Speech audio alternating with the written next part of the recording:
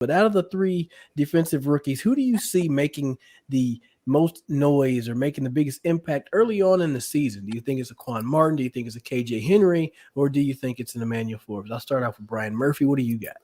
I think we kind of talked about this a couple episodes ago, Anthony, but I think that Quan Martin is going to be between the two defensive backs and kind of like what we're talking about is going to be the first guy to really make a flash before Emmanuel Forbes. Not saying that he's better necessarily, but I just think that flexibility is going to allow him to make some sort of play. So I'm picturing Quan Martin falling on a fumble in week 1 or 2 in a big moment, and he being the first of many of the rookies and many plays happening this year for the young defense. But I think Quan Martin makes the first flash play.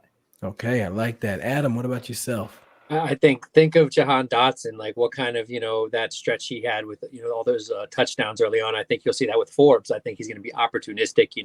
I'm calling, he's going to have 2 interceptions in the first 4 weeks. I think that's going to be his key to just stay on the field. I think we talked about in the beginning, him and St-Juste will rotate, but I think it'll be quickly evident. Forbes will take his lumps, but I think that we'll see quickly that, he's going to be the starter. They'll bring in St-Juste for sub packages. But although Martin, I think he'll see probably a lot more time on the field in the first, half of the season. But by the time we start to get to the midseason, I think, Forbes, you're going to see him in the majority of snaps. And it's just going to be his ability to make turnovers, because I think what that front 4, even front 5, that they're going to be able to do is get a lot of tip balls. I think, everyone talks about what Young's impact going to be. Sacks are a great number, but I want to see more tip balls, because that's going to lead to turnovers.